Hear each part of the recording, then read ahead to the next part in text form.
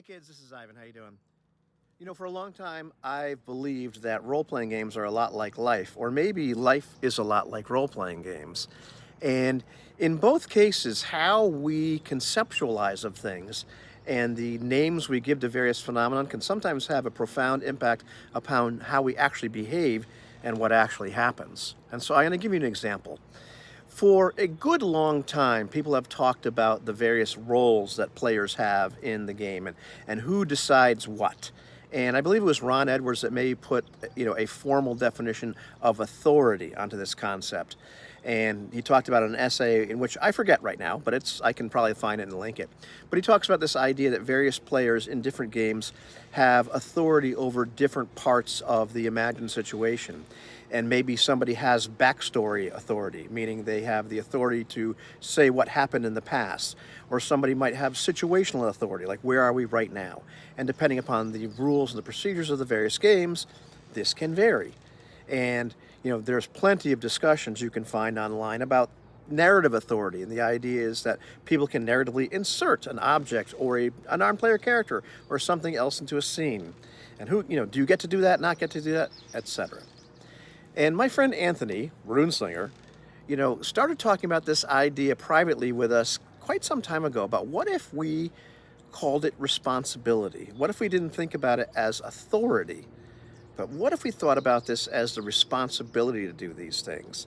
And some friends and I privately, had a discussion about this, and we did not reach any kind of consensus because it can be a very difficult topic to wrap your head around sometimes. But then Jason, Dark Age of Man, Jason, I think he used the Role Play Cafe moniker for this particular discussion, had a long discussion with Anthony about their game Dark Age of Man and also doing Space Age of Man and some of Jason's experiences creating this game and some of the things that happened.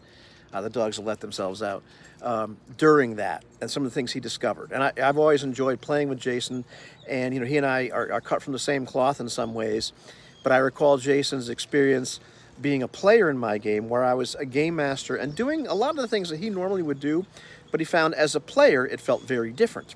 Well, once again, Jason had this experience in his game Dark Age of Man, and specifically, because this is really relevant to authority and responsibility. Specifically, in Dark Age of Man, the game master is supposed to be a naive narrator. And they're not supposed to know what's going to happen in various situations. And there's random tables and what have you. But also, a large part of what they would like to happen is for the players to insert facts about the situation, to be responsible for a lot of the creation of some of the parts of the imagined situation. Now, the interesting part is, Jason had mentioned that, while he was playing and while people were playing, very often the players were somewhat reluctant to make up these things, even though he didn't use the term authority, but they had the authority to do so. It's very interesting how Dark Age of Man is worded and what the instructions that are given to the players are. There's a lot of page count devoted to letting the game master know what their responsibility is. And once again, they don't use this word, but I believe that's really what they're doing. They're letting them know their responsibility is not to make things up ahead of time, to be naive, to use this random table, and to turn things back on the players and ask them, direct them, okay, well, what's going on here? And so there's a lot of count, and also, so it's giving them the responsibility of what they're not supposed to do. You're telling them that, I guess if somebody else was to look at it, tell them they don't have the authority to make those things up. But I believe it's much more accurate to say they have the responsibility to leave some of these things uncertain. And then to, ask the players. What the game is less clear on is the responsibility of the players to then pitch in and make stuff up. To have, if you were to say, well, you have authority over this, well, that's different. That means you could. Maybe it's your locus of control, but it doesn't necessarily mean that you have the responsibility to do it. Once you have the responsibility to do this, well, it's your responsibility. That's how the game works. And, thinking about the idea of replacing the idea of authority, which can be very adversarial, and very dictatorial and all kinds of other negative words.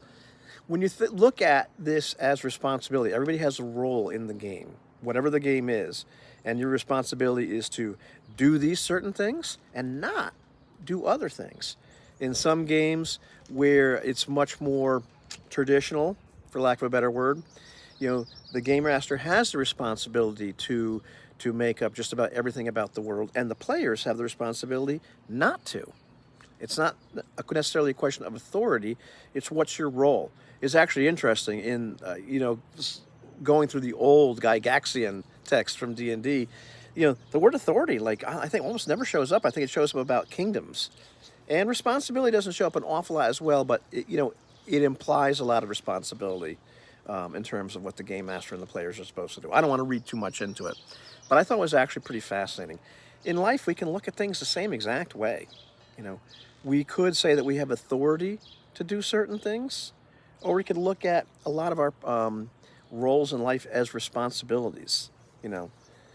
As much as I rail against society in other videos, society doesn't work if we don't take the responsibility to behave in a reasonable and appropriate manner, and like adults.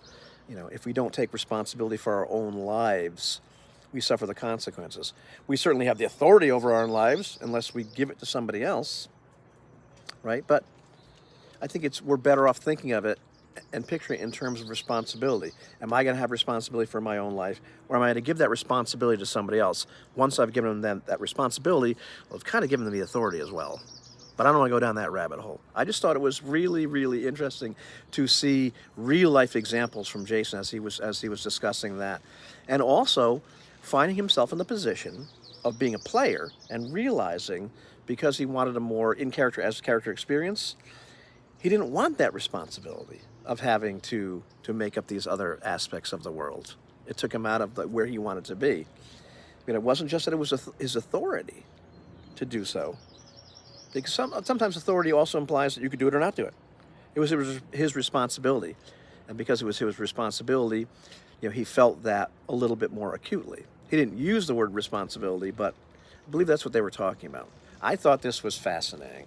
This is actually a huge, huge topic that I'm just scratching the surface of and probably not doing enough justice to. But it's one of those things that, keeps me fascinated in what the hell we're doing in role-playing games. And the fact that very often they are mirrors of life in some way, shape, or form. Or life is a mirror of them. You know what I mean?